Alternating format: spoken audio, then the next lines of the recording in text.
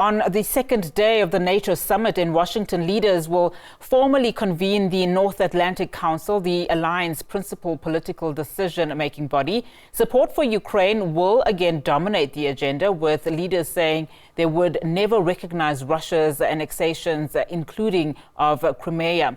Opening NATO's 75th anniversary summit, President Biden stressed that Ukraine would win the war against Russia. SABC News correspondent Nick Harper joins us live now from Washington with the very latest. Nick, as we look into the issues that are topping the agenda on the summit, let's start with the rather forceful opening speech delivered by the U.S. President Joe Biden, pledging to defend Ukraine against Russia's invasion. Issues topping the agenda on this summit? Yeah, undoubtedly. Ukraine is front and centre as the main topic during the course of this summit.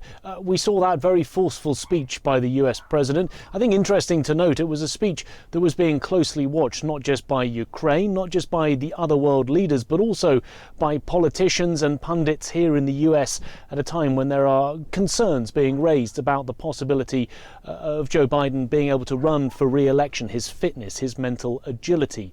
But he pushed forcefully very much back on the idea that Ukraine will lose this war. He said that with NATO's backing, it had every chance of being able to defeat the Russian President Vladimir Putin and his attack on Ukraine. And I think as we continue during the course of today, and we're about an hour or so away from the first main working session, we will see Ukraine once again dominating the headlines. The Secretary General of NATO, Jens Stoltenberg, just a few moments ago said that the alliance was aiming to release a substantial package for Ukraine. Some suggestions it could total about 40 billion euros. The US and other NATO alliance countries have also announced so far an additional 5 air defense systems for Ukraine, something that they have been asking for and badly needing. There's $700 million worth of Stinger missiles also heading to Kiev as well. And we're likely to see a number of other commitments made during the course of the next 2 days.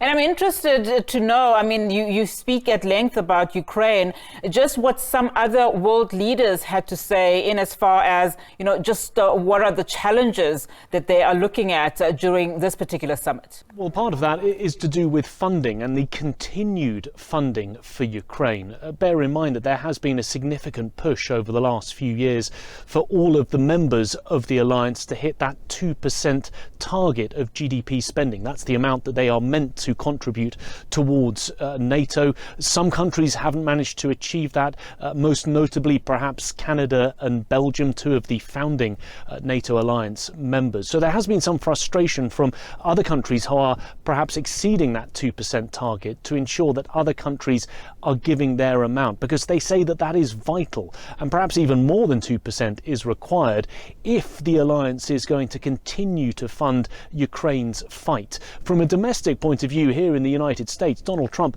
who could be the next president, he's running for re-election, has suggested that he would want to reduce substantially the amount that the US gives to help Ukraine. So there is that issue of funding for Ukraine, the continued funding, and really trying to work out next steps. The Ukrainian President Volodymyr Zelensky will be here. He'll be pushing very forcefully for membership to NATO. All the alliance countries say it won't happen just yet while that war is taking place, but we will, out the back of this summit, have what they're calling a clear path to membership for Ukraine, an acknowledgement by all of the alliance members that it will happen at some point in the future.